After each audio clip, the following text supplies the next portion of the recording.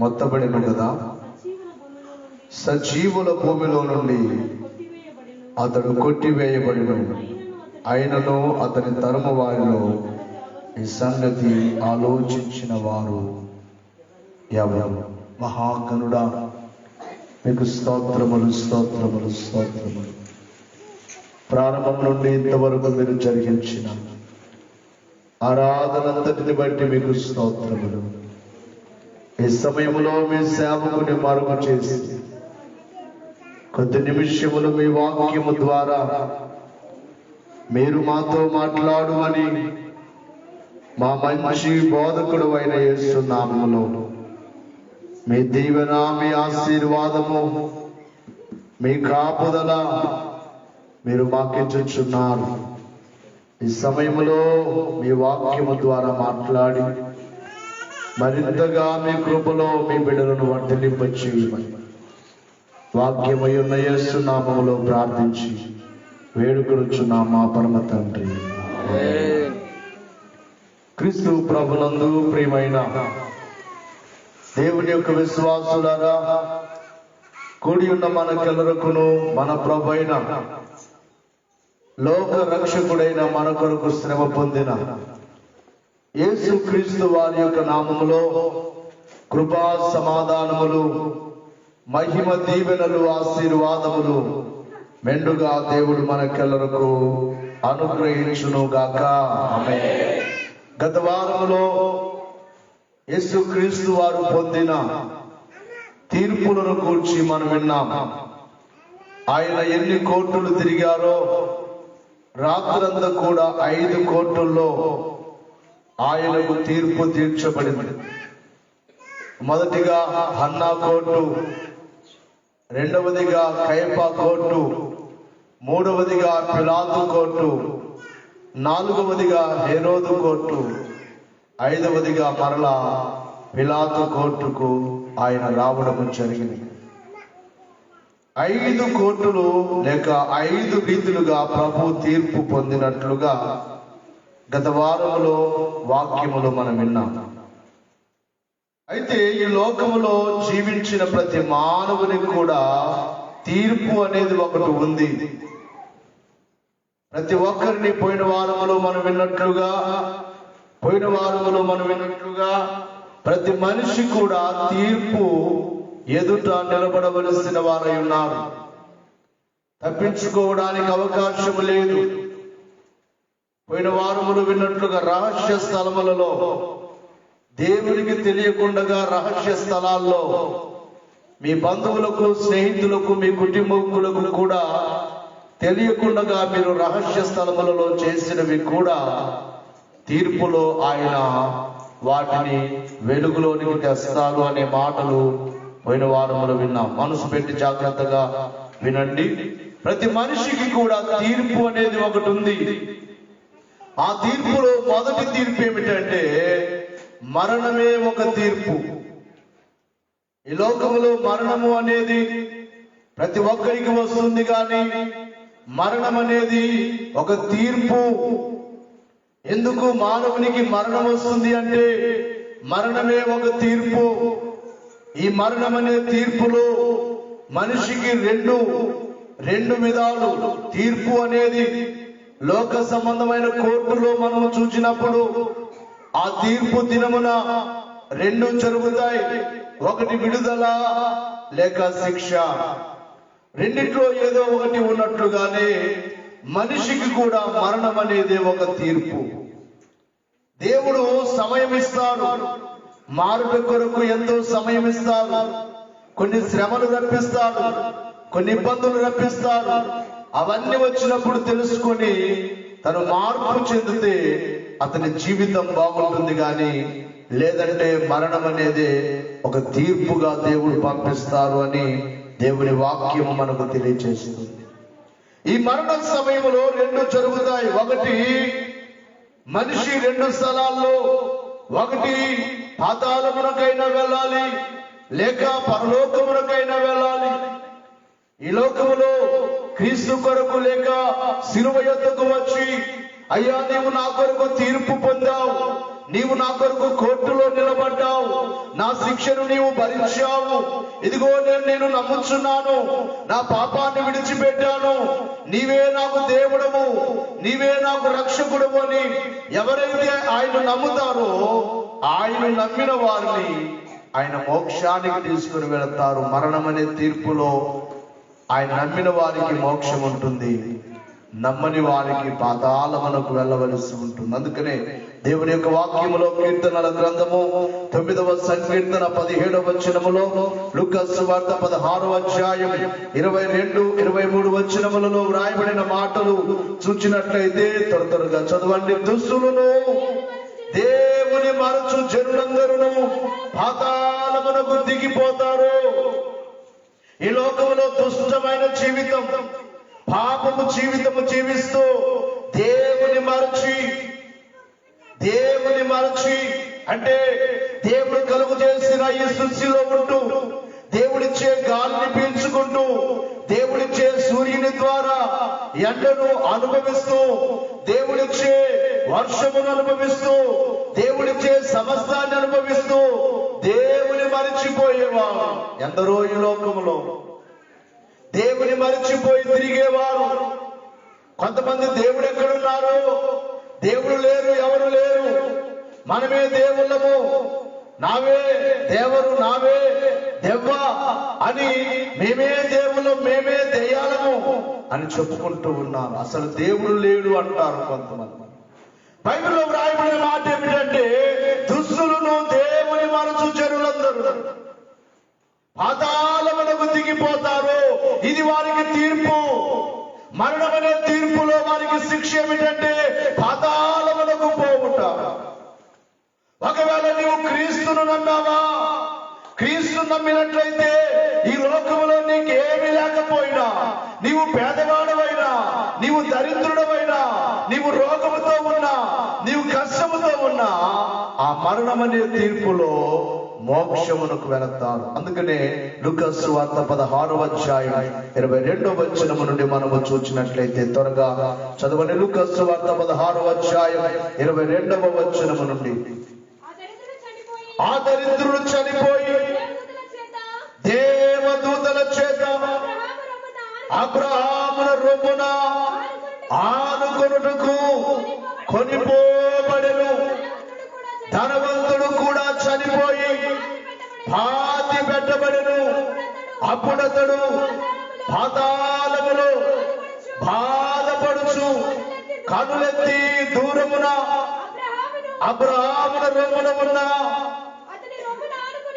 అతని రొమ్మున ఆనుకొని ఉన్న లాజరును చూచి, తండ్రివైన అబ్రహామా, నా యందు కనికరపడి తన వ్రేలి కొనను నీళ్లలో ముంచి నా నాలుకలు తడుపుమని చల్లార్చుకున్నట్టుకు లాజరును పంపమని ఈ అగ్ని జ్వాలల్లో యాతన పడుచున్నాను అని కేకలు వేసి చెప్పాను. ఇక్కడ ఇద్దరు చనిపోయారు. బాగా వినాలి. ఎవరికైనా మరణం తప్పదు. పేదవారికైనా మరణం వస్తుంది, ధనవంతులకైనా మరణం వస్తుంది. ఇక్కడ ఇద్దరు చనిపోయారు. ఒకరు ధనవంతుడు చనిపోయాడు. మొదటిగా చూస్తున్నాం, దరిద్రుడు చనిపోయాడు. దరిద్రుడు చనిపోయాడు, ధనవంతుడు చనిపోయాడు. కానీ ఈ చనిపోయిన వారిలో ఇద్దరు ఒక చోటికి వెళ్ళలేదు. వారు వెళ్ళిన స్థలాలు వేరు. ఒకరేమో పరలోకమునకు చేర్చుకోబడ్డారు, అబ్రహాము రొమ్మున చేర్చుకోబడ్డారు. ఒకరేమో పాతాళమునకు వెళ్ళారు. ఎవరు పాతాళమునకు వెళ్ళారు అంటే, ఈ భూమి మీద ధనము సంపాదించి ఏమాత్రము ప్రేమ, కనికరము, జాలి లేకుండా బ్రతుకుచున్న ధనవంతుడే, స్వార్థముతో బ్రతుకుచున్న ధనవంతుడే, తన స్వార్థము తానే చూచుకొనుచు ఎదుటి వారి బాధను పట్టించుకొని ధనవంతుడే చనిపోయి ఎక్కడికి వెళ్ళాడు అంటే మోక్షమునకు వెళ్ళలేదు గాని, పరలోకమునకు వెళ్ళలేదు గాని, అతను ఎక్కడికి వెళ్ళాడు అంటే పాతాళమునకు వెళ్ళిపోయాడు. ఎందుకు అనంటే అతని యొక్క జీవితంలో దినదినము సుఖం అనుభవిస్తూ ఉన్నాడు, మంచి మంచి భోజనము తింటూ ఉన్నాడు. కానీ తన ప్రక్కనే, తన వాక్య దగ్గరే ఉన్న దరిద్రుడిని పట్టించుకోలేదు. లాజరు అనబడే దరిద్రుడు పేదవాడిగా ఉన్నాడు, తినడానికి లేనివాడిగా ఉన్నాడు, అతని కురీపులతో ఉన్నాడు, రోగముతో ఉన్నాడు. అతని మీద ఈ ధనవంతునికి ఏమాత్రము జాలి లేకుండా రోజు చూస్తున్నాడు, కానీ దరిద్రుడిని పట్టించుకొని వాడిగా ఉన్నాడు ధనవంతుడు. వాడు స్వార్థంతో బ్రతికాడు కాబట్టి, వాడి సుఖాన్ని వాడే చూసుకున్నాడు కాబట్టి, వాడు ఎక్కడికి వెళ్ళాడు అంటే పాతాళమునకు వెళ్ళిపోయాడు. ఈ దరిద్రుడైతే తనకు అనారోగ్యమున్నా, తనకు రోగమున్నా, తనకు కష్టమున్నా, తనకు ఎంత బాధ ఉన్నా, ఎంత వేదన ఉన్నా, తన శరీరం అంతా రోగముతో వాసనతో ఉన్నా, తాను ఎవరి కొరకు బ్రతుకుచున్నాడంటే దేవుని కొరకు బ్రతుకుచున్నాడు. అయ్యా, నేను నీ కొరకే బ్రతుకుతాను. ఎన్ని కష్టాలు నాకు వచ్చినా, ఎంత బాధ నాకున్నా, ఇదిగో చావైనా బ్రతుకైనా నీ కొరకే దేవా అని దేవుని కొరకు బ్రతుకుచు తన యొక్క జీవితాన్ని ముగించిన తర్వాత ఎవరెత్తుకొని పోయారట? దేవదూతలు వచ్చి ఎత్తుకొని పోయి మోక్షానికి తీసుకున్నారు. కాబట్టి రేపు నీకు, నాకు, మనకు కూడా మరణం అనే దినం ఒకటి ఉంది. ఎప్పటికైనా తప్పదు మరణము. ఎన్ని నాళ్ళు ఈ లోకములో బ్రతికినా ఒక రోజు మనము విడిచిపెట్టవలసిందే. ఈ లోకము యాರಿಗೆ ಶಾಶ್ವತವಲ್ಲ, ಈ ಲೋಕ ನಮಗೆ ಶಾಶ್ವತವಲ್ಲ. ನನ್ನ ಒಂದು ದಿವಸ బిడలేబేకన్నా. ఈ లోకం మనం ఎప్పటికైనా విడిచిపెట్టవలసిందే. ఇది ఎవరికి శాశ్వతము కాదు, ఇది యారిగే శాశ్వతమల్ల. అయితే ఈ లోకాన్ని విడిచిపెట్టినప్పుడు నీ దారి ఎక్కడికో ఇప్పుడే నీవు తెలుసుకోవాలి. ఈ లోకంలో నీ సుఖాన్ని నువ్వు చూసుకుంటున్నావా? ఈ లోకంలో దేవునికి దూరముగా బ్రతుకుతున్నావా? ఈ లోకంలో డబ్బునే చూస్తూ ఉన్నావా? అయితే ఆ మరణం అనే తీర్పు దినమున నీవెక్కడికి వెళ్ళవలసి ఉంది అంటే పాతాళమునకే, డైరెక్ట్ గా పాతాళమునకే. ఇంక మాకు చెప్పే అవసరం లేదు.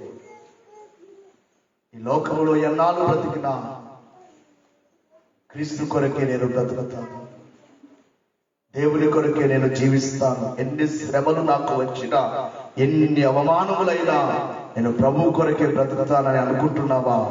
అయితే నీవెక్కడికి సిద్ధపడుతున్నావంటే మోక్షములకు సిద్ధపడుచున్నట్టు. కాబట్టి మొదటిగా మరణమే ఒక తీర్పు. ఈ మరణం అనే తీర్పులో 2 స్థలాలకు వెళ్ళవలసి ఉంటుంది. ఒకటి మోక్షము, ఒకటి పాతాళం. ఇక రెండవ తీర్పు, యేసుక్రీస్తు వారు 5 తీర్పులు పొందినట్లుగా ఈ లోకములో ప్రతి మానవుని కూడా 5 తీర్పులు ఉన్నాయి.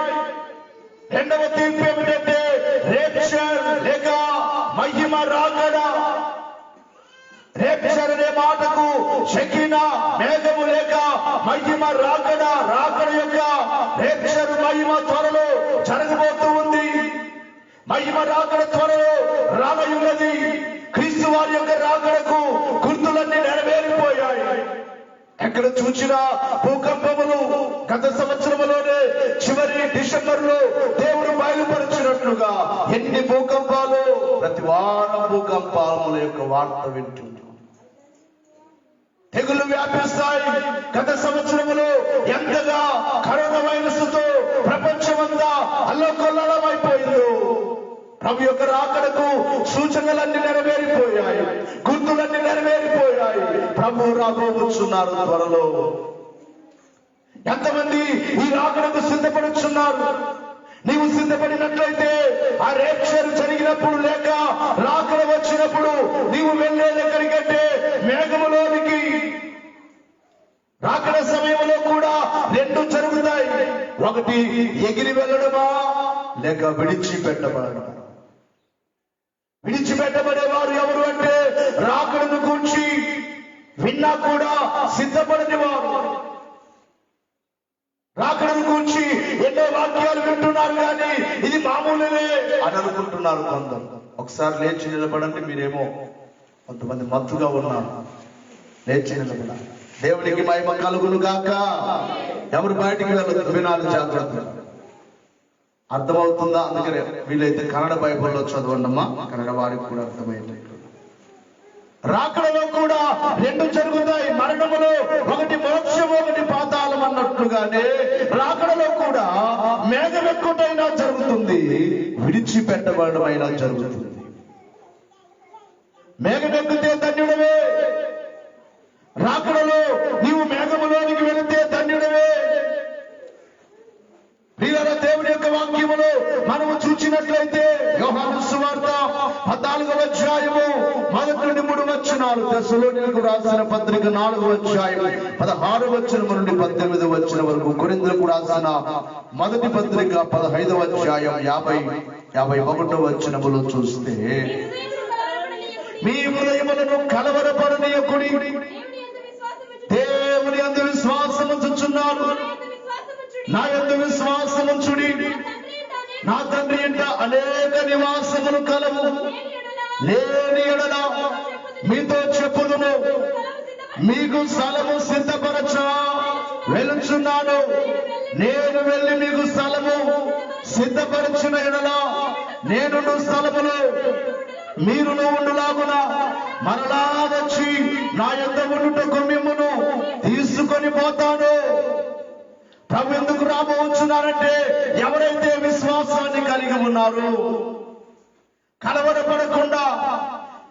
కలవరపడకూడదు జీవితంలో. అందుకనే ప్రతి వారు ఎవరైనా మాతో మాట్లాడచ్చు, అయ్యా మాకు బాధ ఉంది, మాకు శ్రమ ఉందంటే వారితో మేము చెప్పే మాట, మీరు ధైర్యముగా ఉండండి, భయపడవద్దు. ఎందుకు ధైర్యం అంటే, ప్రభు మనకున్నారు, ధైర్యముగా ఉండండి, విశ్వాసముగా ఉండండి, నా దేవుడు నాకున్నారు, ఎప్పటికైనా నా సమస్య తీరుస్తారనే ధైర్యముగా ఉండండి. కలవరపడవరు. విశ్వసించిన వారు కలవరపడరు. నిజముగా దేవుడు నమ్మిన వారికి కలవరం అనేది ఉండదు. పరిస్థితులు ఎలాగూ ఉన్నా, ఎన్ని ఇబ్బందులున్నా కలవరం అనేది ఉండదు. కలవరపడవద్దు. దేవుని యందు విశ్వాసం ఉంచుచున్నారు, నా యందు విశ్వాసం ఉంచినట్లయితే ఇదిగో నా తండ్రి ఇంట అనేక నివాసములున్నాయి, నేను మరలా వచ్చి మిమ్మల్ని తీసుకుని వెళతాను. ఆయన వైపు చూచే వారిని, ఆయన యందు విశ్వాసం ఉంచిన వారిని, ఆయన రాకడకు సిద్ధపడిన వారిని ఆయన తీసుకుని వెళ్ళడానికి రాబోచున్నారు. ఆర్భాటముతోను, ప్రధాన దూత శబ్దముతోను, దేవుని బూరతోను పరలోకము నుండి ప్రభు దిగి వచ్చును. క్రీస్తు నందు మృతులైన వారు మొదట లేతురు, ఆ మీదట సజీవులమై నిలిచియుండు మనము వారితో కూడా ఏకముగా ప్రభుని ఎదుర్కొనుటకు మేఘముల మీద కొనిపోబడదుము. కాగా మనము సదాకాలము ప్రభుతో కూడా ఉందుము. రాకడలో ఎత్తబడిన వారు సదాకాలం ఎవరితో ఉంటారు? దేవునితోనే ఉంటారు. ఎప్పటికీ దేవునితోనే ఉంటారు. ఆయన ఎంత ఉండడానికి ఆయన తీసుకుని వెళ్తారు, ఆయనతో ఉంచుకోవడానికి ఆయన తీసుకుని వెళ్తారు. కొరింథీయులకు రాసిన మొదటి పత్రిక 15వ అధ్యాయము 50వ వచనములో కూడా చూస్తే, సహోదరులారా, నేను చెప్పునదేమనగా రక్త మాంసములు దేవుని రాజ్యమును స్వతంత్రించుకొనలేవు. ఈ శరీర సంబంధమైన జీవితమును జీవించేవా? ఇక్కడ నిలబడిన నీవు క్రీస్తును నమ్మావు, బాప్తిస్మం పొందావు, సంస్కారం తీసుకుంటున్నావు, ఇంకా లోక సంబంధమైన పాపములో ఉన్నావేమో. చాలా సార్లు బాధ కలుగుతుంది. కొంతమంది పనికి రానివన్నీ తింటూ మరలా సంస్కారం తీసుకుంటారు, త్రాగుతూ సంస్కారం తీసుకుంటారు. ఎంత పాపం అది! నీవు లోక సంబంధముగా ఉన్నట్లయితే నీవు దేవుని రాజ్యమును స్వతంత్రించుకోలేవు. రక్త మాంసములు దేవుని రాజ్యమును స్వతంత్రించుకొనలేవు. అక్షయతను స్వతంత్రించుకొనలేవు. ఇదిగో మీకు ఒక మర్మము తెలియచేయుచున్నాను, మనమందరము నిద్రించము గాని నిమిషములో ఒక రెప్పపాటున మనము మార్పు పొందుదుము. బూరమ్రోగును, అప్పుడు మృతులు అక్షయులుగా లేపబడుదురు, మనము మార్పు పొందుతామని పౌలు భక్తుడు ఇక్కడ తెలియజేస్తున్నారు. మరణము చూడకుండా వెళ్ళే ఒక దినము ఒకటి ఉంది. మనం రాకడ దినమున జరిగేది ఏమిటంటే, ఒకవేళ అప్పటికి నీవు చనిపోయినా, అందుకని చాలా సార్లు దైవజనుడు పాడిన కీర్తన మీకు పాడుతూ ఆ చరణాలు మనం మర్చిపోకుండా గుర్తు చేసుకోవాలి. అయ్యగారు ఒక చరణములో పాడుచు అంటారు, రాక కోరాకు ఎదురు చూచి రాకముందే మృతుడవైనా. రాకడ కొరకు ఎదురు చూడమే మన పని. ఎప్పుడు వస్తుందో తెలియదు, రావడం గ్యారంటీ. ఏ గడియలో వస్తాడో ఏ గంటలో వస్తాడో తెలియదు, కానీ రావడం మాత్రము ఖాయము. ఆయన వచ్చినప్పుడు రాక కోరాకు ఎదురు చూచి రాకముందే మృతుడవైనా. రాక కాలమందు లోక భక్తులెల్లరితో ఏకమైపోదుము. యేసుక్రీస్తు ప్రభువు భువికి ఎప్పుడు వచ్చినంగని ఈ సమయమే నందెనంచు, ఈ సమయమే నందెనంచు, ఎప్పుడు నమ్ముచున్న ఎడల ఎగిరి వెళ్ళగలవుగా. యేసు ప్రభు ఎప్పుడు వచ్చినా ఈ రోజే వస్తాడు, ఈ సమయమే వస్తాడు నా ప్రభు అని నీవు నమ్మినట్లయితే ఎగిరిపోతావు, విడిచిపెట్టబడవు. అట్టి నమ్మకము, అట్టి సిద్ధపాటు అలాగున మనం ఉండాలి. అలాగ సిద్ధపడకపోతే ఈ లోకములో 7 సంవత్సరాల శ్రమ జరగబోతుంది. ఈ రాకడనే రేపనే తీర్పులో ఎగిరిపోవడమా, ఉండిపోవడమా, 7 ఏళ్ల విందులోనికి వెళ్ళిపోవడమా, 7 ఏళ్ల శ్రమలలో ఉండిపోవడమా, రెండే జరుగుతాయి. జాగ్రత్తగా, తీర్పులో రెండే జరుగుతాయి. కోర్టుకు వెళ్ళినా కానీ కోర్టు గురించి మనకు తెలియదు, కానీ కోర్టుకు వెళ్ళే వారికి బాగా తెలుసు. మనం చూస్తూ ఉంటాం, న్యూస్ లో కూడా, వార్తల్లో కూడా చెప్తూ ఉంటారు, శిక్ష పడింది లేకపోతే విడుదల కలిగింది. శిక్ష ఏమిటంటే 7 ఏళ్ల శ్రమలే.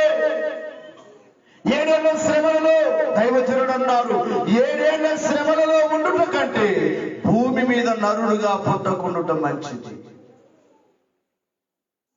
జాగ్రత్తగా, 7 ఏళ్ల శ్రమలలో ఉండుట కంటే ఈ భూమి మీద నరజన్మం ఎత్తుకుండుటే మంచిదట. ఎందుకంటే అంతటి శ్రమ, తినడానికి తిండి ఉండదు, త్రాగడానికి నీరు ఉండవు. 7 సంవత్సరాలు మహా కఠినమైన కరువు. భూమి మీద రక్తముగా మారిపోతాయి నీళ్లు. అగ్ని వడగళ్ళు కురుస్తాయి, రక్తముతో మిళితమైన వడగళ్ళు కురుస్తాయి. 7 ఏళ్ల శ్రమలలో మిడతలు వస్తాయి. దయ్యాలు మిడతలై తమ వారికి కుట్టంగా తెలుబాధను పోలి తీపిగలదు. దయ్యాలు మిడతలుగా మారిపోయి అవచ్చి కుడితే 5 నెలలు ఉంటుందట బాధ. 5 నెలల వరకు అట్లయుండు. చావు కోరుదురు అది పారిపోవు గనుక. చావాలనుకుంటే చావు రాదు.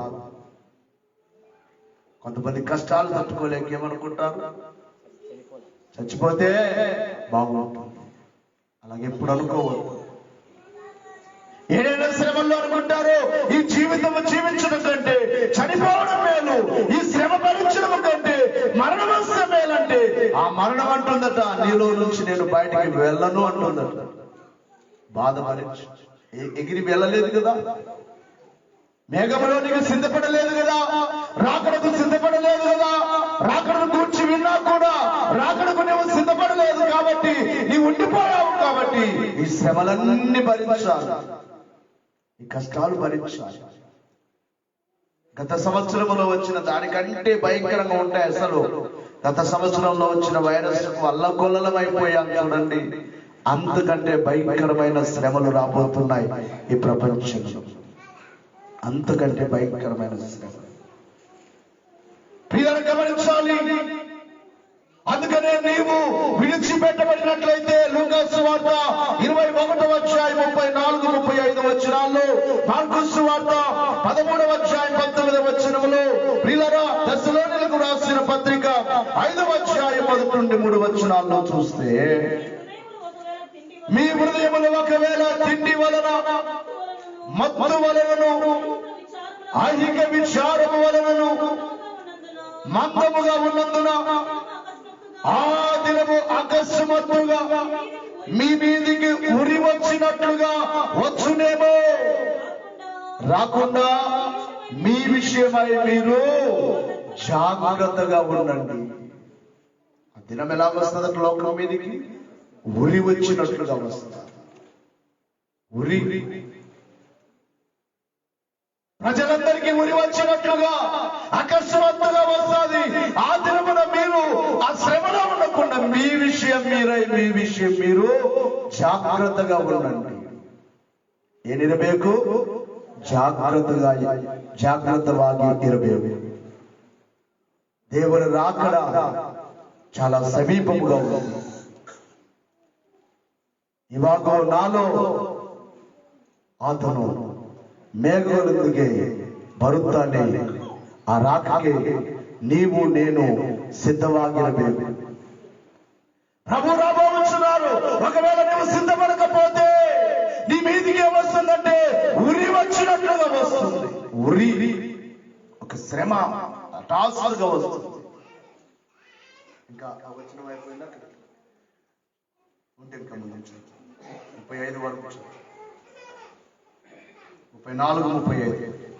ఆ దినము భూమి యందంతటా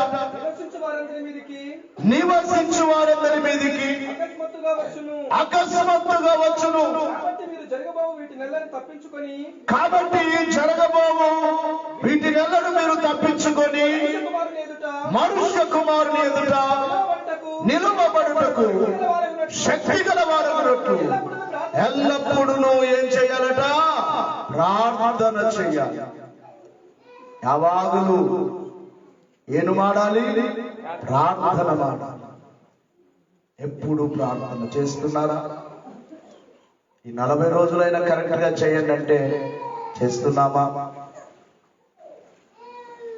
అనుకుంటున్నారేమో తెల్లవారుజామున రావాల్సి వస్తుంది. అలాగనుకుంటే ప్రభు రాబోవచ్చు. కనీసం నీ ఇంట్లో ప్రార్థన చేస్తున్నావా? ఓ యవన కుమారుడా ప్రార్థన చేస్తున్నావా? ఓ యవన బిడ్డ ప్రార్థన చేస్తున్నావా? నీ గదిలో నువ్వు మోకాళ్ళ మీద ఉండి గంటలు తరబడి మీకు చెప్పే నేను నా యవన జీవితంలో 2001వ సంవత్సరంలో మా ఇంట్లో నుంచి నేను బయటికి వెళ్ళాను. తాడపత్రికి వెళ్ళాను. ఒక్కనే ఇంట్లో గొడవపడి వెళ్ళలేదు. ఇంటిని పోషించడానికి, ఇంటి మీద బాధ్యతతో, కుటుంబం మీద బాధ్యతతో, అన్న చదువు చదివించాలి, కుటుంబాన్ని చూసుకోవాలి. తల్లిదండ్రులు కష్టపడుతున్నారు. వారి కష్టమే కాదు, నేను కూడా కష్టపడాలని వెళ్ళాను. నా పని ఎలా ఉండేదంటే రాత్రి పని చేయాలి. ఆ కటింగ్ మిషన్ నాకు వదిలేవారు కాదు. ఉదయం వాళ్ళు తెల్లవారుజామునే వచ్చేవారు. నేను ఉదయం నాకు పని ఉండాలంటే నేను కటింగ్ రాత్రి చేసుకోవాలి. ఆ ఫ్యాక్టరీ ఊరికి చివరిలో ఉండేది. దాదాపుగా తాడపత్రికి 5 కిలోమీటర్ల దూరంలో ఉండేది. అదే లాస్ట్ ఫ్యాక్టరీ. అక్కడ వారు చెప్పేవారు, దయ్యాలు తిరుగుతాయి ఇక్కడ, ఈ ఫ్యాక్టరీ మీద తిరుగుతాయట, పైన తిరుగుతాయట. ఎవరున్నారు అక్కడ? ఆఫీస్ రూమ్ లో పని చేసుకోవాలి. అక్కడే కొద్దిసేపు రెస్ట్ తీసుకోవాలి. ఒకరోజు నాకు మోకాల మీద ఉండిపోయాడు. నాకు గుర్తు లేదు. ఎంతసేపు ఉన్నాను నాకు జ్ఞాపకము లేదు. పరవశమైపోయాను అలాగున్న దేవుని సన్నిధిలో. రాత్రి పని చేసి ఉదయం పని చేసి మరలా ఇంటికి వస్తే, ఇంటికి రాగానే రెడీ అయిపోయి స్నానం చేసి వెంటనే బైబిల్ తీసుకొని, పాఠ్య పుస్తకము తీసుకొని, దైవ లక్షణాల పుస్తకాలు తీసుకొని గదిలోనికి వెళ్ళిపోయి గదిలోనే గడిపేవాడిని. 1 గంట 2 గంటలు 3 గంటలు అలాగ మోకాళ్ళ మీద టైం పెట్టుకుని బైబిల్ మోకాళ్ళ మీదే చదివేవాడిని. పాటలు మోకాళ్ళ మీదే పాడుకునేవాడిని. దైవ లక్షణాలు స్తుతులు మోకాళ్ళ మీదే. తెల్లవారుజామునే లేచి ప్రార్థన, ఉదయాన్నే ప్రార్థన, రాత్రి ప్రార్థన. అందుకేనేమో ఈ చిన్న వయసుకే దేవుడు ఇంత సేవనిచ్చి ఇంతగా వృద్ధి చేసి.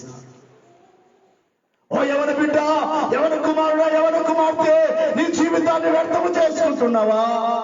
పెళ్ళైన తర్వాత ప్రార్థనలు చేస్తానంటే కాదు. అందుకే చాలా సార్లు అంటున్నాను, ఇప్పుడు మీకేం తెలియదు భారం తెలుసా?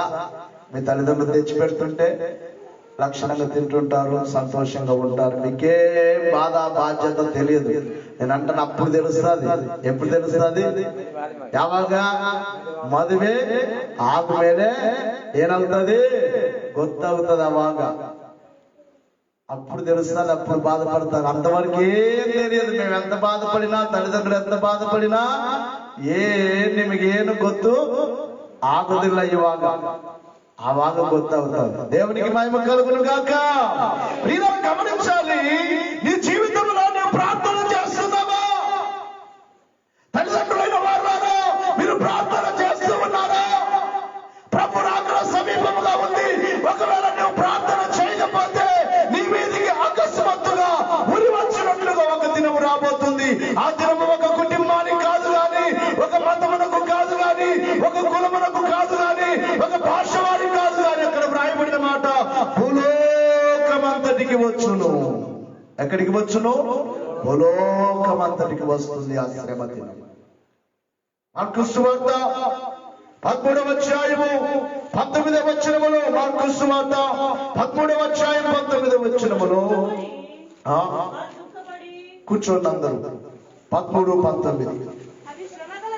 అవి శ్రమగల దినములు, దేవుడు సృజించిన సృష్టి ఆది నుండి ఇది వరకు అంత శ్రమ కలుగలేదు, ఇక ఎన్నడూను కలుగబోదు. 7 ఏళ్ల శ్రమలు ఎలాంటివట? అవి శ్రమగల దినములు. సృష్టి ఆది నుండి అంత వరకు అంత శ్రమ కలుగలేదు, ఇక కలుగబోదు. కలుగలేదు, ఇక కలుగబోదు. అలాంటి శ్రమలు రాబోతున్నాయి. తినడానికి తిండి, దేవదాసయ్య గారు అన్నారు, పాడి ఉండదట, పాలు ఉండవు. కారణం ఏంటంటే ప్రకటన గ్రంథంలో రాయబడి ఉంటుంది, పచ్చ గడ్డి అంతా కాలిపోతుంది. పచ్చిక లేకపోతే పశువులు ఉంటాయా? పాలు లేకపోతే, పాలు పెరుగు మజ్జిగ త్రాగకపోతే ఆయుష్కాలం తగ్గుతుందట. పాలు త్రాగాలి, పెరుగు మజ్జిగ, అవి ఎవరైతే ఎక్కువగా తింటారో వారి ఆయుష్కాలము బాగుంటుంది. అందుకనే పూర్వం మన పెద్దలైన వారు మజ్జిగ అలా త్రాగేసేవారు, చెంబులు. పెరుగు తినేవారు. వారు ఏ భోజనం తిన్నా ఏముండేది వారికి? పెరుగు లేకుండా, మజ్జిగ లేకుండా వారు తినేవారు కాదు. అందుకే వారు ఎంత ఆరోగ్యంగా బ్రతికారు. 7 ఏళ్ల శ్రమల్లో మనిషికి పాడి ఉండదు, పంట ఉండదు, తిండి ఉండదు. అమ్మా వినాలి దయచేసి, ఇవి కథలు మీకు చెప్పట్లేదు కానీ 2వ తీర్పులో ఇది జరగబోతుంది. మొదటి తీర్పు మరణమే, మరణములో మోక్షమా పాతాళమా? 2వ తీర్పులో రేపటి మహిమలో రాకడలో ఎగిరి వెళ్ళడమా? నూతన యెరూషలేమునకు వెళ్ళడమా? లేక విడిచిపెట్టబడమా? విడిచిపెట్టబడితే అవి శ్రమగల దినములు. సృష్టి ఆది మొదలుకొని ఇంతవరకు అంత శ్రమ కలుగలేదు, ఇక కలుగబోదు. తెస్సలోనికీయులకు రాసిన పత్రిక 5వ అధ్యాయం 1వ వచనము నుండి అక్కడ కూడా వ్రాయబడిన మాట, సహోదరులారా, అమ్మా ఆ కాలములను గూర్చియు ఆ సమయములను గూర్చియు మీకు వ్రాయనక్కర్లేదు. అమ్మా రాత్రి వేళ దొంగ ఎలాగూ వచ్చును, అలాగే ప్రభు దినం వచ్చును, మీకు బాగుగా తెలియను. లోకం అనుకుంటుంది మేము నెమ్మదిగా ఉన్నాం, మేము బాగానే ఉన్నాం అనుకుంటున్నారు. లోకలు నెమ్మదిగా ఉన్నది భయమేమీ లేదని చెప్పుకొనుచుండగా గర్భిణీ స్త్రీకి ప్రసవ వేదన వచ్చినట్లు వారికి ఆకస్మికముగా నాశనము తటస్థించు. ఇప్పుడు అనుకుంటుంది ప్రపంచం, మేము బాగున్నాం, అభివృద్ధిలో ఉన్నాం, మా కుటుంబం బాగుంది, మా జీవితాలు బాగున్నాయి, మేము నెమ్మదిగా ఉన్నాం, మేము సుఖముగా ఉన్నాం, నాకే పర్వాలేదు అనుకుంటున్నారు. కానీ ఈ లోకం మీదకి ఒక దినము రాబోతుంది, అది శ్రమగల దినము. ఆ దినం ఎలాగొస్తుందంటే వస్తుందంటే, గర్భిణీ స్త్రీకి ప్రసవ వేదన వచ్చినట్లుగా ఎలా వచ్చినట్లుగా? మీలో తల్లులైన వారు ఉన్నారు. ఎప్పుడు వస్తుందో ఆ ప్రసవ వేదన, ఎప్పుడు వస్తుందో, ఏ రోజు వస్తుందో డాక్టర్స్ అయిన వారు వారి జ్ఞానమును బట్టి డెలివరీ డేట్ ఇస్తారు, కానీ ఆ రోజే వస్తుందా? చెప్పండి. అంతకు ముందు రావచ్చు, ఆ తర్వాత రావచ్చు, ఆ రోజు రావచ్చు, కానీ కరెక్ట్ గా ఆ రోజే వస్తుందని చెప్పడానికి లేదు. ఎందుకు ఈ మాట అంటే, గర్భిణీ స్త్రీకి ఎలాగున్న వేదన వస్తుందో తెలియదు, కానీ అలాగే ఈ లోకం మీదకి నాశనము కూడా అలాగూ రాబోతుందని దేవుని వాక్యము చెబుతుంది. ఈ మాటల అబద్ధము కాదు. ఈ రెండవ తీర్పులో నీవు ఎక్కడికి వెళతావో, ఎక్కడికి సిద్ధపడుతున్నావో, ఈ రోజున నీవు ప్రార్థన చేసుకోవట్లేదా? ఈ రోజున నీవు మోకాళ్ళ జీవితం లేదా? ఈ రోజున నీవు స్వార్థముతో ఉన్నావా?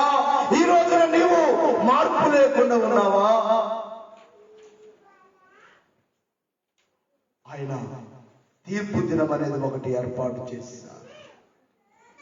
ఆ తీర్పు మొదటిగా మరణము కావచ్చు, రెండవదిగా రేప్చరు మహిమ కావచ్చు. న్యాయాధిపతి అయిన దేవుడు నిన్ను తీర్పు తీర్చేటి వేళలో ఏ గుంపులో యోచించుకో న్యాయాధిపతి అయిన దేవుడు నిన్ను తీర్పు తీర్చేటి వేళలో ఏ గుంపులో యోచించుకో న్యాయాధిపతి అయిన ఆకలితో అలమటించగా, దాహముతో తప్పించగా, ఆకలితో అలమటించగా, దాహముతో తప్పించగా, రోగముతో కృషించగా, రోగముతో కృషించగా, నన్ను చేర్చుకొనలేదు నీవెందుకు? యేసు అడిగిన ఏమందుకు? నన్ను చేర్చుకొనలేదు నీవెందుకు? యేసు అడిగిన ఏమందుకు? న్యాయాధిపతి అయిన నిన్ను తీర్పు తీర్చేటి వేళలో ఏ గుంపులో యోచించుకో గ్రహించుకుని గమ్యము విడనాడు పాపకరమును, గ్రహించుకుని గమ్యము విడనాడు పాపకరమును, లేదు ఇంక నీకు తరుణము, లేదు ఇంక నీకు తరుణము. ప్రభునాశ్రయించుటే బహుక్షేమము, ప్రభును చేర్చుకో సరిదిద్దుకో. ప్రభునాశ్రయించుటే బహుక్షేమము, ప్రభును చేర్చుకో సరిదిద్దుకో. న్యాయాధిపతి అయిన దేవుడు నిన్ను తీర్పు తీర్చేటి వేళలో ఏ గుంపులో యోచించుకో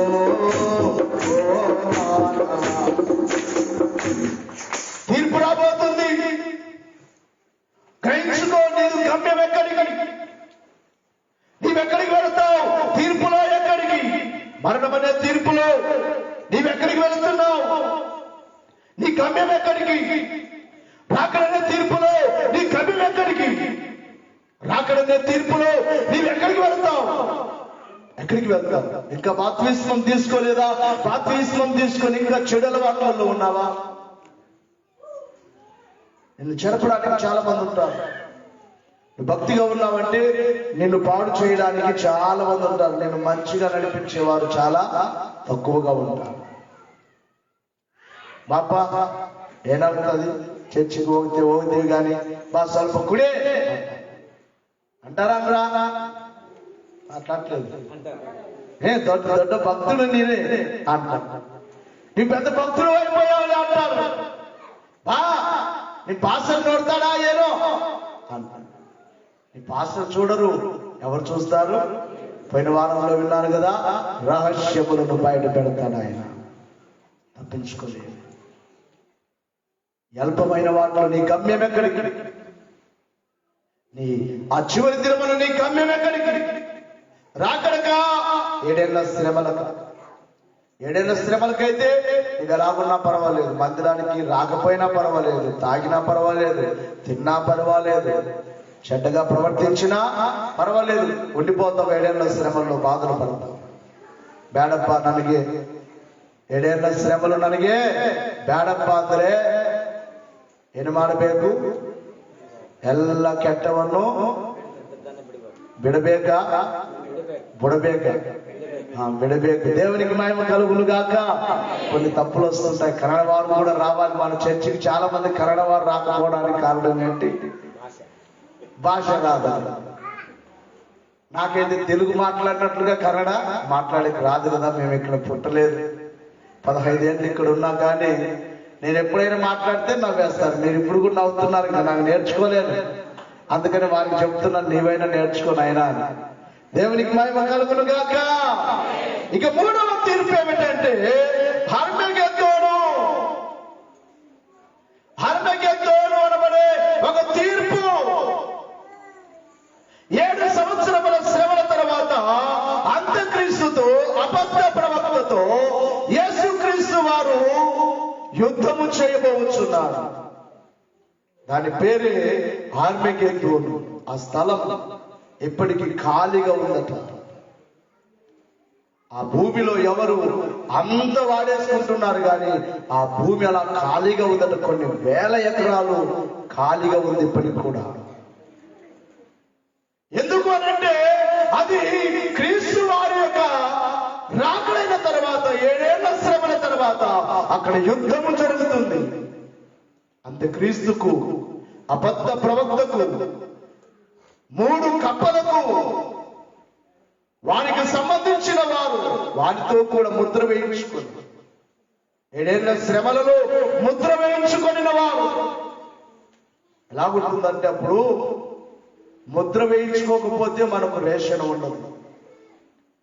అంగట్లోనికి వెళితే ఒక నూనె ప్యాకెట్ తీసుకోవాలన్నా, 1 కేజీ బ్యాలు తీసుకోవాలన్నా ఏముండాలి చెప్పండి? 666 ముద్రుంటేనే నీవు భూమి మీద 7 ఏళ్ళు ఉంటావు.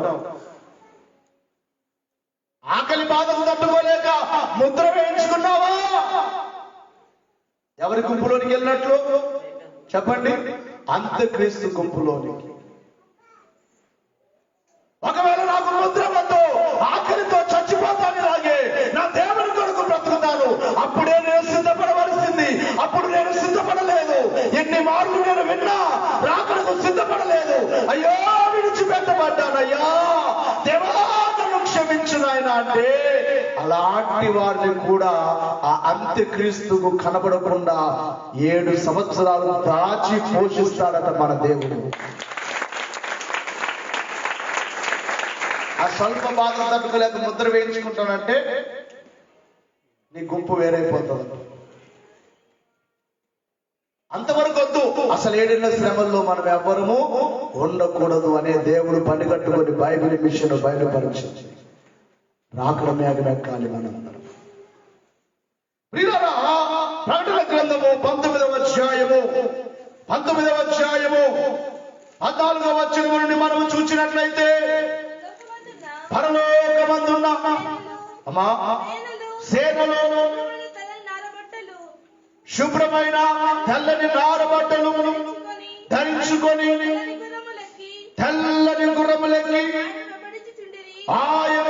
వెంబడించుచుండిరి. జనములను కొట్టుటకై ఆయన నోట నుండి వాడిగల ఖడ్గము బయలు వెడలుచున్నది. ఆయన ఇనుపదండముతో వారిని ఏలును. ఆయనే సర్వాధికారియము. దేవుని తీక్షణమైన ఉగ్రతయను మద్యపు తొట్టి త్రొక్కును. రాజులకు రాజు, ప్రభులకు ప్రభువును అనునామము ఆయన వస్త్రం మీదను తొడ మీదను రాయబడి ఉన్నది. మరియు ఒక దూత సూర్యబింబములోను నిలిచి ఉండడం చూచితిని.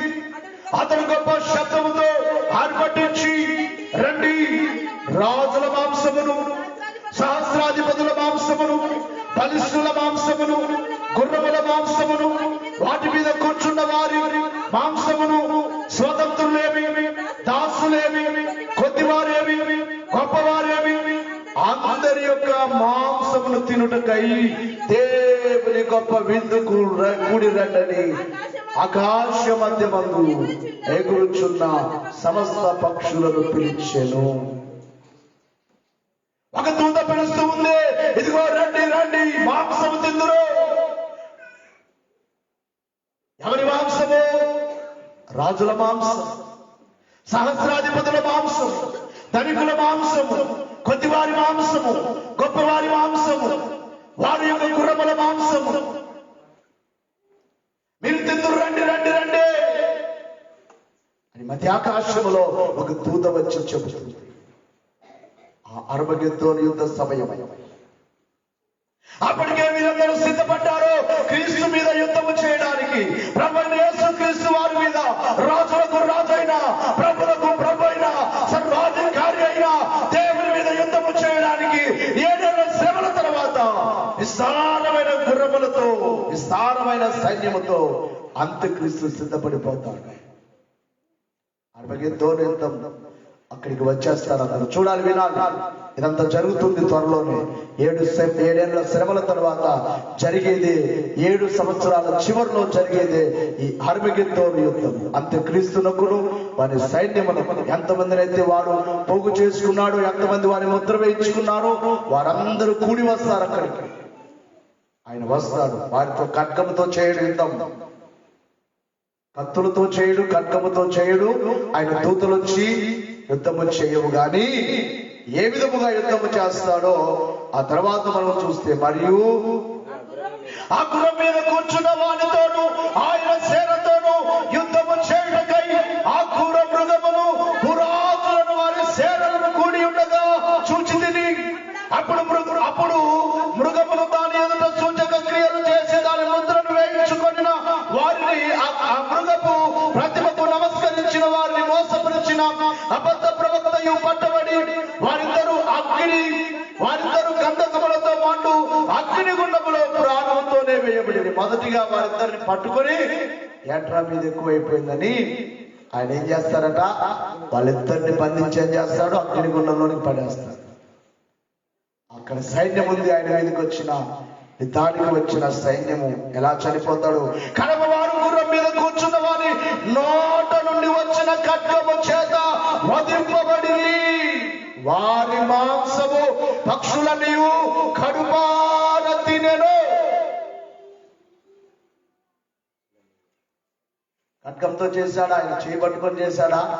ఆయన నోటి వెంబడి వచ్చిన ఖడ్గం ఆ దేవునికి వ్యతిరేకముగా ఉన్న వారందరిని వధించేసింది. అందరూ చనిపోయారు. ఫస్ట్ పిలిచింది కదా దూత, రండి రండి రండి, మాంసము తిందురు. ఆ మాంసము కడుపారా తిన్నాయట. ఇక్కడ ఈ తీర్పులో ఏమిటంటే, అంత్యక్రీస్తు వైపు ఉంటే వాడేమో నరకానికి వెళతాడు, వారి వైపు ఉన్న వారేమో ఆయన నోటి వెంబడి వచ్చిన ఖడ్గముతో అందరూ నాశనం అయిపోతారు. మాకు అంత్యక్రీస్తుతో అక్కర్లేదు. ఆకలైనా బాధైనా దేవుని కొరకు బ్రతుకుతామన్న వారికి ఏం జరుగుతుందో దేవునికి మహిమ కలుగును గాక, దేవునికి స్తుతి కలుగును గాక. ప్రకటన గ్రంథము 20వ అధ్యాయము మొదటి నుండి మనం చూస్తే, మరియు పెద్ద సంఖ్యలో చేత పట్టుకొని అగాధం యొక్క తాళము చెవులు గల యొక్క దేవదూత పరలోకము నుండి దిగి వచ్చును చూచితిని. అప్పుడు అతడు సర్పమును అనగా అపవాది సాతానును అను ఆ ఘట సర్పమును పట్టుకొని 1000 సంవత్సరములు వారిని బంధించి అగాధములో పడవేసి ఆ 1000 సంవత్సరములు గడుచు వరకు ఇక జనములను మోసపరుచుకున్నట్లు అగాధమును మూసివేసి దానికి ముద్ర వేసాను. అటు పిమ్మట వాడు కొంచెము కాలం విడిచిపెట్టబడవలేదు. అంతటా సింహాసనములను చూచింది, వాటి మీద ఆసీనులయ్యున్న వారికి విమర్శ చేయుటకు అధికారం ఇవ్వబడెను. మరియు క్రూర మృగములకైనను దాని ప్రతిమకైనను నమస్కారము చేయక. ఇక్కడ వినాలి, ఇక్కడ ఇంకొక గుంపు కనపడుతుంది. గుంపేమో ఆయనకు వ్యతిరేకంగా ఉండి అంత్యక్రీస్తు వైపు వెళ్ళి ఏమైపోయారు? ఆయన నోటి వెంబడొచ్చే ఖడ్గముతో ఏమైపోయారు? అంతమైపోయారు. అంత్యక్రీస్తు అబద్ధ ప్రవక్త నరకంలోనికి వెళ్ళిపోయారు. అపవాది 1000 ఏళ్ళు బంధింపబడ్డాడు, చెరలోనికి వెళ్ళిపోయాడు. ఇక్కడ ఒక గుంపు కనబడుతుంది. ఎవరు వారు? 7 ఏళ్ల శ్రమల్లో ఉన్నవారే. 7 ఏళ్ల శ్రమల్లో ఉన్నారు కానీ అంత్యక్రీస్తు ముద్ర వేయించుకోలేదు. 7 ఏళ్ల శ్రమల్లో ఉన్నారు కానీ వారికి బ్రొక్కలేదు. అప్పుడు కూడా ఉంటారు. అందుకనే క్రీస్తు వారి రాకడ ఒక్కటే కాదు. కొంతమంది 7 ఏళ్ల శ్రమల్లో రాకడ వస్తుంది, 7 ఏళ్ల శ్రమల్లో కూడా వస్తుంది, రాదని చెప్పడానికి లేదు, అంతకు ముందు వస్తుంది. అంతకు ముందు వచ్చిన వారు ఎక్కడికి వెళ్తారు? నూతన యెరూషలేమునకు. అదే రేప్చరు మహిమ అన్నారు. రేప్చరు మహిమ ఒక తీర్పు, అర్మగెద్దోను యుద్ధం ఒక తీర్పు. అర్మగెద్దోను యుద్ధము తర్వాత ఇక్కడ ముద్ర వేయించుకునే వారు క్రూర మృగములకు దాని ప్రతిమకైన నమస్కారం చేయక తమ నొసల యందు గాని చేతుల యందు గాని దాని ముద్ర వేయించుకొనని వారిని యేసు విషయమై తామిచ్చిన సాక్ష్యము నిమిత్తమై దేవుని వాక్యము నిమిత్తమై శిరచ్ఛేదనము చేయబడిన వారి ఆత్మలను చూచి తిని వారు బ్రతికిన వారై 1000 సంవత్సరములు క్రీస్తుతో కూడా రాజ్యము చేసిరి. కొంతమంది చంపబడ్డారు, ముద్ర వేయించుకోకపోతే చంపేశారు, అలాగే చనిపోయారు కానీ ముద్ర వేయించుకోలేదు. అప్పుడు మిగిలిన వారు ఆయనకు నమస్కారం చేస్తే వారికి పర్మిషన్ ఇచ్చారు దేవుడు.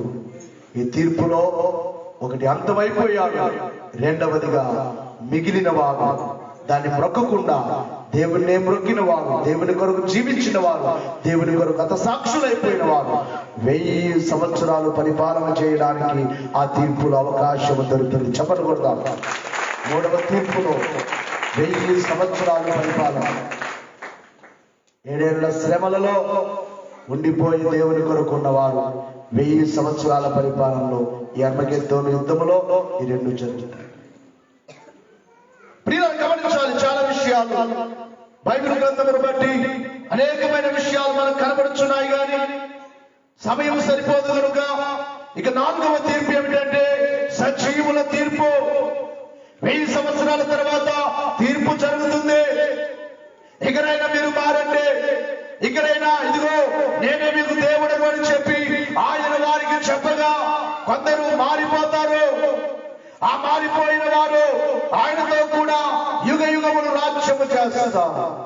ప్రకటన గ్రంథము 20వ అధ్యాయము 7వ వచనము నుండి చూస్తే ప్రకటన గ్రంథము 1000 సంవత్సరములు గడిచిన తర్వాత సాతానును తాను చెరలో నుండి విడిపింపబడును. భూమి నదులు 4 దిశల యందు జనములను లెక్కకు సముద్రపు ఇసుక వలె ఉన్న గోగు మాగోగును వారు మోసపరిచి వారిని ఎంతవరకు పోగు చేయుటకై వాడు బయలుదేరను. వాడు మరలా బయటకు వచ్చి మారడు, మరలా యుద్ధానికి వస్తాడు దేవుని మీదకి. అంత్యక్రీస్తు అబద్ధ ప్రవక్త వచ్చారు, వాళ్ళు పోయారు కదా నరకంలోనికి. ఈ సైతాను గాడు వస్తాడు. ఇప్పుడు వారు భూమి అందంతటా వ్యాపించి పరిశుద్ధ శిబిరమును ప్రియమైన పట్టణమును ముట్టడి వేలిగా పరలోకము నుండి అగ్ని దిగి వచ్చి వారిని దహించి వేస్తారు. ఇప్పుడు కూడా ఆయన ఏం చేయడు, యుద్ధం ఏమొస్తుందట? అగ్ని దిగి వచ్చి వారిని దహించి వేసి వారిని మోసపరిచిన అపవాది అగ్ని గంధకములతో అగ్ని గంధకములతో మండుగుండములో ప్రాణముతో వేయబడిను. అచ్చట క్రూర మృగమును అబద్ధ ప్రవక్తయు ఉన్నారు. వారు యుగ యుగములు రాత్రి పగలు బాధింపబడుతుడు. మరియు ధవలమైన మహాసింహాసనము దాని యందు ఆ సీనుడై ఉన్న ఒకరిని చూచి తిని భూమి ఆకాశములు ఆయన సముఖము నుండి పారిపోయింది. వాటికి నిలువ చోటు కనబడకపోయాను. మరి గొప్పవారేమి కొద్దివారేమి మృతులైన వారందరూ ఆ సింహాసనం ఎదుట నిలవబడి చూచి తిని అప్పుడు గ్రంథములు విప్పబడిన మరియు జీవ గ్రంథములు వేరొక గ్రంథము విప్పబడిన ఆ గ్రంథములు ఎందుకు వ్రాయబడి ఉన్నట్లు వాటిని బట్టి తమ క్రియల చెప్పున మృతులు తీర్పు పొందింది. సముద్రము తనలో ఉన్న మృతులను అప్పగించను, మరణమును పాతాళమును వాటి వశములను ఉన్న మృతులను అప్పగించను. వారిలో ప్రతివాడు తన క్రియల చొప్పున తీర్పు పొందెను. మరణమును మృతుల లోకమును అగ్నిగుండములో పడవేయబడెను. ఈ అగ్నిగుండము రెండవ మరణము. ఎవరి పేరైనను జీవ గ్రంథమందు వ్రాయబడినట్టు కనబడని ఎడల వాడు అగ్నిగుండములో పడవేయబడు. గమనించాలి, ఇది 4వ తీర్పు, సజీవుల తీర్పు. అందరూ బ్రతికొస్తారు. ఆదాము మొదలుకొని అందరూ చచ్చారు, అందరూ తిరిగి వస్తారు. ఆయన దగ్గర నిలబడాలి. ఆయన అడుగుతాడు, ఎందుకు నమ్మలేదు? నీవెందుకు నన్ను నమ్మలేదు? నేనే కదా మీ తండ్రిని, మీ సృష్టికర్త నేనే కదా. ప్రతిదానికి తీర్పు. పెళ్ళైన వాళ్ళు, పెళ్లి కావలసిన వాళ్ళు, మీ తల్లిదండ్రులు మీరు చూడాలా వద్దా? మాట్లాడలేదు మీరు. అంటే ఇప్పుడే రెడీ అయిపోయారన్నమాట విడిచిపెట్టడానికి. మేము చూస్తున్నాం 3 రోజుల నుంచి ఒక దృశ్యం బాధ కలుగుతుంది, చాలా వేదన కలుగుతుంది. మా ఇంటి పక్కన ఒక ముసలమ్మ పాపం బయటపడేస్తారు. ఆ కొడుకులు ఇద్దరు జాబ్ చేస్తున్నట్టు, గవర్నమెంట్ జాబ్, టీచర్స్ ఇద్దరు. ముసలమ్మను బయట వేస్తారు. నేను రాత్రులు ఎప్పుడు ఇంటికి వెళ్ళినా కానీ ఆ డోర్ కొడితే ఒరా ఎవరు వచ్చారు చూడరా అంటుంది పాపం ముసలమ్మ. బయటే ఎవరు లేరు, ఆమె పట్టించుకో. చిన్న కొడుకు బాగానే చూస్తున్నాడు కానీ ఆయన ఎక్కడికో వెళ్ళాడు. అక్కడ కొద్ది రోజులు చూడమని ఇక్కడ వదిలిపెట్టాడు. మీరు పట్టించుకోవచ్చు. నేనంటాను, నిన్ను కన్న తండ్రిని నీవు చూడకపోతే ఎంత పాపం అది. మరి నిన్ను పుట్టించిన దేవుణ్ణి, నీ కొరకు ఈ సృష్టినిచ్చిన దేవుణ్ణి, నీ ప్రాణమును, నీ శరీరమును, నీ అంతరంగములో ఉన్న సమస్తాన్ని కలుగ చేసిన దేవుణ్ణి నీవు ఆరాధించకపోతే ఆయన అడగడా? ఆయన అడగడా ఏమని? నువ్వెందుకు నమ్మలేదు? నువ్వెందుకు నమ్మలేదు? ఒకవేళ నమ్మి మారకపోతే నువ్వెందుకు మారలేదు? ఒకవేళ నమ్మి స్వార్థంగా బ్రతికితే నీవెందుకు స్వార్థంగా ఉన్నావు? అడుగుతాడా? అడగడా? మాట్లాడతా. మనలో స్వార్థం ఉండదు. అందుకే అక్కడ ఆ చరణములో పాడుతూ ఉంటారు కదా, పాడుతూ ఇందాక పాడుకున్నాం. ఆకలితో, ఈ మాట దేవుడు అడుగుతున్నారు. దేవుడు అడుగుతున్న మాట ఏమని? ఆకలితో అలమటించగా, దాహముతో తపించగా, ఆకలితో అలమటించగా, దాహముతో తపించగా, రోగముతో కృషించగా, రోగముతో కృషించగా, నన్ను చేర్చుకొనలేదు నీవెందుకు?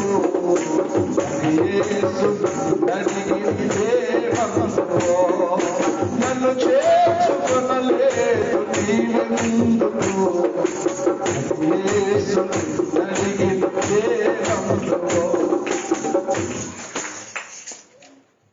ఈ లోకంలో మనం ఎవరికైనా పెట్టేవారంగా ఉండాలి. ఏం చేయాలి? మాట్లాడలేదు. మా తల్లిదండ్రులకి పెట్టాం, మేమెవరికి పెడతాం అంటారేమో. అది కూడా అడుగుతారు. ఇక్కడ ఎవరన్నా ఉన్నారా? శివరాజు అక్కడే ఉన్నారు. అడుగుతాడు దేవుడు. నీ తల్లిదండ్రులు పెట్టకపోయినా, వారు రోగముతో ఉన్నప్పుడు చూడకపోయినా అడుగుతాడు. అడగడా? అంత అడుగుతాడు. నీ జీవితం అంతా లెక్క అడుగుతాడు ఆయన. నీ తల్లిదండ్రులు పెట్టకపోతే, అయ్యా మాకు పెట్టాలని ఉందయ్యా, వచ్చింది కదా, ఎవరు పెళ్లి చేసుకున్నాను కదా, మీ నాన్న కావాలా, మీ అమ్మ కావాలా, నేను కావాలా, అది ఏం చేయాలయ్యా? ఎవరు కావాలి ఇప్పుడు చెప్పండి? నానే కావాలి, అమ్మే కావాలి అని అన్నాను అనుకో, నేను ನನ್ನ ಮನೆಗೆ ಹೋಗಿದ್ದೀನಿ, ನೀನು ನಿಮ್ಮ ತಂದೆ ತಾಯಿ ಹತ್ತರೆ ఈరప్ప నాకు బేడని నాడు ఏం చేయాలి? బయలో పడాలా, చెప్పండి, చెరువులో పడాలా? వెనకల బాయి ముందు నొయ్యి వెనకల గొయ్యి అన్నట్లుగా ఎక్కడ పడాలి? ఇప్పుడు రోగముతో ఉన్నప్పుడు వారిని ఇంట్లో వారైనా వారు బయట వారైనా వారికి సేవ చేసేవాడే క్రైస్తవుడు. మదర్ తెరీసా ఏం చేసింది? అందుకే ఇక్కడ ప్రభు అడుగుతాడట, ఇదిగో నేను రోగముతో పడినప్పుడు మీరు నన్ను చూచారు. యావాగప్ప యేసప్ప, నీవెప్పుడు రోగంతో ఉన్నావు, మేమెప్పుడు చూచామంటారట వీళ్ళు. అందుకే ఆకలితో అలమటించగా, రోగముతో తప్పించగా, ఆకలితో అలమటించగా, దాహముతో తప్పించగా, రోగముతో కృషించగా, రోగముతో కృషించగా, నన్ను చేర్చుకొనలేదు నీవెందుకు, యేసు నడిగిన ఒక వ్యక్తి రోగంతో ఉన్నప్పుడు అతను అసహించుకుంటే రేపు దేవుడు అడుగుతాడట, ఎందుకు నీవు నన్ను చేర్చుకోలేదు? నీవే రోగంతో వచ్చింది, నేను ఎందుకు చేర్చు? నేను కాదురా బాబు, నీ ఇంట్లోనే రోగంతో ఉన్నాడు కదా, నీ సహోదరుడు రోగంతో ఉన్నాడు కదా, వాళ్ళందరినీ పక్కన పెట్టు. నిన్ను కన్న తల్లి అమ్మా, నిన్ను కన్న తల్లి, నిన్ను కన్న తండ్రి రోగంతో ఉన్నాడు కదా, నువ్వు చూడద్దా? నీ భర్త రోగంతో ఉన్నప్పుడు నువ్వు చూడవద్దా? నీ తోటి సహోదరుడు బాధతో ఉన్నప్పుడు నువ్వు చూడవద్దా? వాడు ఆకలితో ఉన్నప్పుడు వారికి భోజనం పెట్టవద్దా? వాడు దిక్కులేని పరిస్థితిలో ఉన్నప్పుడు వాడు చేర్చుకోవద్దా? నీవు అలాగున ఎవరినైనా చేర్చుకున్నట్లయితే నన్ను చేర్చుకున్నట్లే అన్నారు ప్రభు. కొరదాము చెప్పండి. వారికి బంధువులు కావచ్చు, నీ స్నేహితులు కావచ్చు, వారికి సంబంధం లేని వారు కావచ్చు, వారు బాధలో ఉన్నారంటే వారికి మనం ఏం చేయాలి? మన వంతు, మన చేతనైనది మనము చేస్తే. ఎవరికి చేసినట్లు చెప్పాలి గట్టిగా, ఎవరికి చేసినట్లు? దేవునికి చేసినట్లు. దేవునికి చేసినట్లు నీ సహోదరునికి చేస్తే, మీ దైవ సేవకునికి చేస్తే. రోగముతో కృషించగా, ఎప్పుడున్నాడు ఆయన రోగంతో? ఆయన ఎంతమంది రోగులు బాగు చేశారే భూమి మీదకి వచ్చి. ఆయన ఎప్పుడు రోగంతో ఉన్నారు? మీరు అడుగుతారు, నీవు ఎప్పుడున్నావయ్యా? నీవు వచ్చింటే మేము చేసేవాళ్ళం. నీవు ఆకలితో వచ్చి అన్నం పెట్టంటే మేము పెట్టమా? కాబట్టి మన ఇంటికి ఎవరు వచ్చినా మనం ఏం పెట్టాలి? చెప్పండి అమ్మా, అయ్యా ఏం పెట్టాలి? మన వంతు మనం ఏం చేయాలి? భోజనం పెట్టాలి. భోజనం తినమని చెప్పాలి. మనం తినేది వారికి పెట్టాలి. ఒకవేళ అలా చేయలేదా, తీర్పులు అడుగుతాడు. ఎందుకు నువ్వు అలా చేసావు? ఎందుకు నువ్వు స్వార్థంగా ఉన్నావు? ఎందుకు నన్ను చూడలేదు నీవు? ఎందుకు నన్ను చూడలేదు నీవు? నిన్నెప్పుడయ్యా నిన్ను ఎందుకు చూడమంటే, నీవు ఒకరిని చూడకపోతే నన్ను చూడనట్లే. ఒకరిని చూస్తే, ఒకరిని ప్రేమిస్తే నన్ను కూడా ప్రేమించినట్లే. అంత ప్రేమ చూడండి ఆయనది. దేవునికి మహిమ కలుగును గాక. లాస్ట్ తీర్పు ఏమిటంటే అంత్య తీర్పు. ఈ తీర్పు, ఈ 1000 ఏళ్ల తీర్పులో ఒకటి నరకమా లేక యుగ యుగాల రాజ్యమా? యుగ యుగాల రాజ్యం ఇంకా అంతము లేని రాజ్యము. లేకపోతే ఈ తీర్పులో నీవు నేరస్తునిగా కనబడితే, ఈ తీర్పులో నీలో స్వార్థము కనబడితే, ఈ తీర్పులో నీలో మార్పు లేని జీవితము కనబడితే, ఈ తీర్పు వరకు వెళ్ళకూడదు మనం. ఏ తీర్పులో వెళ్ళిపోవాలి, ఎగిరిపోవాలి? చెప్పండి, మనకు అంత భాగ్యవంతులం అంటే 2వ తీర్పుకు దగ్గరలో ఉన్నాము. రేక్షరు మహిమకు మనము దగ్గరలో ఉన్నాము. రాకడకు మనము దగ్గరలో ఉన్నాము. రాకడకు సిద్ధపడితే ధన్యుడము. సిద్ధపడి చనిపోయినా ధన్యులమే. లేస్తాం ఆ రోజు. సిద్ధపడి చనిపోయినా ధన్యులమే. సిద్ధపాటు కొరకే ప్రార్థన, సిద్ధపాటు కొరకే 7 మెట్ల ధ్యానం, సిద్ధపాటు కొరకే శిలువ ధ్యానాలు, సిద్ధపాటు కొరకే సంస్కారం. అబద్ధ బోధకులు ఈ లోకం మీదకి వచ్చి ఇవన్నీ చేయకూడదు. వారు అంటారు మందిరానికి కూడా వెళ్ళకూడదు, మన దేహమే దేవాలయం. ఏంటంట? మన దేహమే దేవాలయం. ఎందుకు మందిరం, ఎందుకు చర్చికి వెళ్ళాలి, ఎందుకు చర్చి కట్టాలి? మరి దేహమే దేవాలయం అన్నప్పుడు ఈ భూమి మీదకి వచ్చిన యేసుక్రీస్తు వారు అరుణోదయముల మందిరానికి ఎందుకు వెళ్ళారు? ఆయన జీవితం మనకు మాదిరి. ఆయన ఎందుకు బాప్తిసం పొందాడు? మనం పొందాలని. ఎందుకు అభిషేకం పొందారు? మనము కూడా పొందాలని. ఆయన ఎందుకు మాదిరిగా ప్రార్థన చేశారు? మనం కూడా చేయాలి. కాబట్టి ప్రియులారా, అంత్య తీర్పు తర్వాత, సజీవుల తీర్పు తర్వాత అంత్య తీర్పు రాబోతుంది. ఈ అంత్య తీర్పే యుగ యుగముల రాజ్యములోనికి మనం వెళ్తాం. యుగ యుగాలు మరణ సమయంలో మారలేదు, పాతాళమునకు వెళ్ళారు. ప్రియులారా, అంతకు పూర్వం మారలేదు, రేప్చరుకు సిద్ధపడలేదు, అంతకు పూర్వం మారలేదు. ప్రభు ప్రియులారా ఏడేసు, ఆ యొక్క ఏడేసులో మారలేదు, 7 ఏళ్ల శ్రమల్లో మారలేదు, పాతాళంలో మారలేదు, 7 ఏళ్ల శ్రమల్లో మారలేదు. అటు వారికి ఈ అంత్య తీర్పు తర్వాత లాస్ట్ అడుగుతాడు, ఇకనైనా రండి, ఇకనైనా రండి, నేనే మీ తండ్రిని, నేనే మీ దేవుడను, రండి అని. అవసరం లేదు నీవు మాకు. పాతాళంలో ఎంత బాధపడ్డామో నీకు తెలుసా? 7 ఏళ్ల శ్రమలు ఎంత బాధపడ్డామో నీకు తెలుసా? అవసరం లేదు నీవు మాకు అన్నవారు నరకానికి వెళ్ళిపోతారు.